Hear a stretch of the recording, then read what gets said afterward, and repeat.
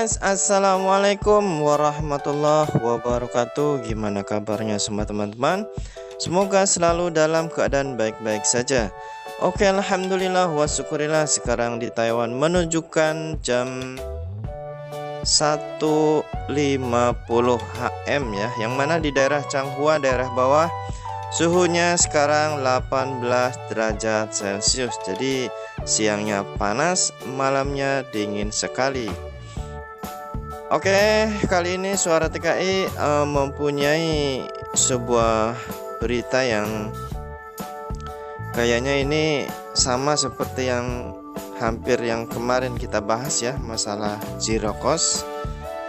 Yang mana di sini bertemakan akhir bulan ini Taiwan akan kembali negosiasi dengan Indonesia terkait zero cost ya. Jadi itulah tema kita. Oke teman-teman, seperti biasa yang belum tekan tombol merah atau subscribe atau berlangganan, silahkan tekan tombol merahnya dan aktifkan tanda loncengnya. Kenapa? Agar selalu tahu berita-berita terbaru di Suara TKI. Banyak pengetahuan, banyak pengalaman, dan tentunya akan bertambah wawasan. Jadi tekan tombol merahnya dan aktifkan tanda loncengnya. Sudah? Kita lanjut.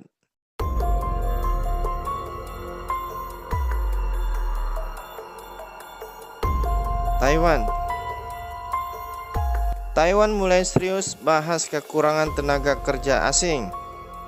Kekurangan ini terjadi karena TKI tidak bisa masuk Taiwan dalam beberapa waktu ini dan setiap hari ada kepulangan. Menaker Taiwan Su Mingchun kemarin pada tanggal 11 bulan 3 mengatakan di tanggal 11 bulan 3 ya, mengatakan bahwa akhir bulan Maret ini akan mengadakan pertemuan virtual dengan pemerintah Indonesia guna melanjutkan negosiasi tentang biaya pengiriman PMI yang dibebankan ke majikan.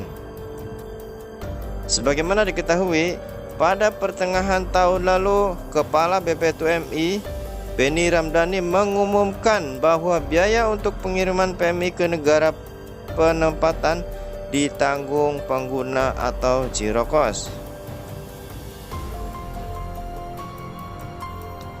Akibat adanya peraturan tersebut, banyak majikan di Taiwan yang menentang. Dan Kemenaker Taiwan juga telah mengadakan pertemuan dengan perwakilan Indonesia pada akhir tahun lalu secara virtual. Rencananya, peraturan zero cost akan mulai berlaku awal Januari 2001. Namun, Benny tiba-tiba mengumumkan bahwa pemberlakuan zero cost penempatan PMI akan ditunda realisasinya mulai 15 Juli mendatang. Ini gimana ya? Dia yang udah menetapkan sendiri, tapi malah diundur lagi jadwalnya. Su Mingchun berharap pada akhir Maret ini bisa menggelar kembali pertemuan secara virtual untuk bernegosiasi dengan pemerintah Indonesia.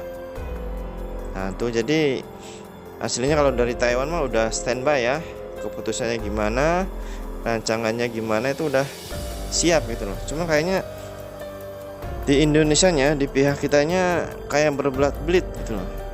Kayak sebentar ini, sebentar itu, sebentar ini. Aduh, kira-kira gimana komentar teman-teman semua? Coba tuliskan komentar sekalian ya.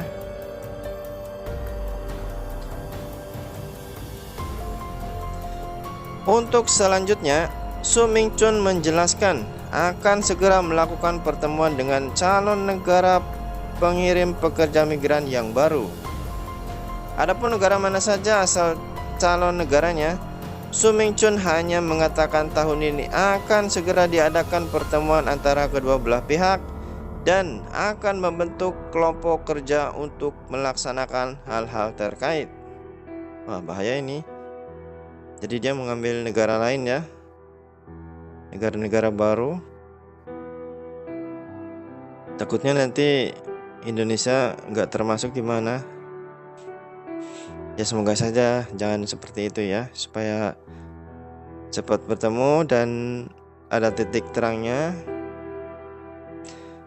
Sementara dalam setiap kesempatan, Kepala BPTMI mengatakan bahwa penutupan Taiwan adalah semata-mata karena pandemi, bukan karena zero cost.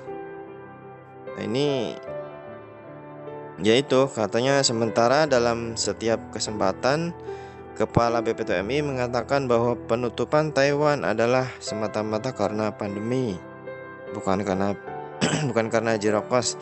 Sedangkan di sini sendiri ya sudah dituliskan tadi mana? Yang mana masalah zero cost ya, itu sangat membebankan majikan di Taiwan.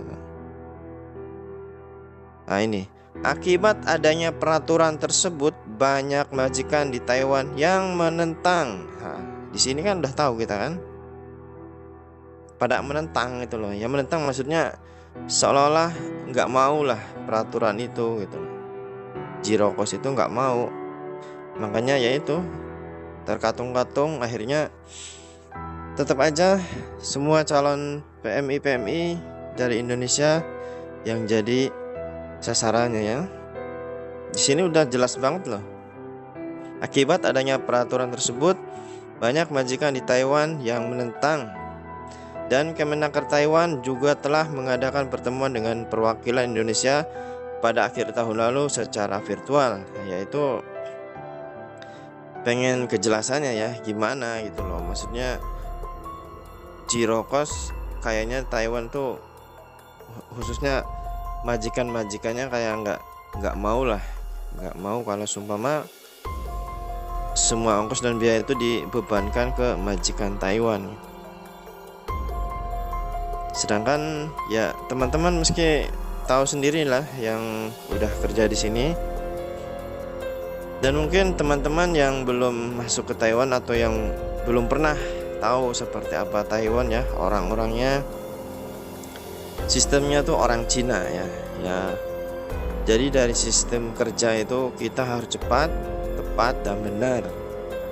Sedangkan biasanya di masalah gaji, mereka tuh seolah-olah alot ya, susah. Kerja mau suruh cepat, tapi mau ngasih gaji seolah-olah eman-eman gitu. Ini saya bukan ngatain gimana, emang pengalaman saya loh 8 tahun di Taiwan itu emang kebanyakan majikan kayak gitu. Majikan saya dulu kayak gitu. Pernah gajian tuh nggak gaji, padahal waktunya gajian dia nggak gajian, katanya lupa. Aneh kan? Gajian kok lupa, kalau nggak ditagih gimana itu? Jadi ya nggak semua sih seperti itu, cuman ini pengalaman pribadi saya ya di sini. Jadi apalagi kalau seumpama segala biaya penerbangan, paspor atau mungkin segalanya diwajibkan ke majikan Taiwan, aduh. Ya teman-teman pikir sendirilah. Meski ya ini kayaknya sih ya yang bikin ditutup terus, aslinya ditutupnya bukan karena apa, karena ini karena itu, aslinya karena para majikan itu keberatan dengan zero cost itu, dan akhirnya mungkin bilang ke pihak Teto atau ke perwakilannya, udah kalau gitu mah nggak mau lah, nggak usah ya. Akhirnya kan ditutup, udah akhirnya ngambilnya dari negara lain gitu. Jadi intinya seperti itu. Tapi gimana pun saya rasa Pak Beni pasti dia ingin merancang yang lebih baik ya.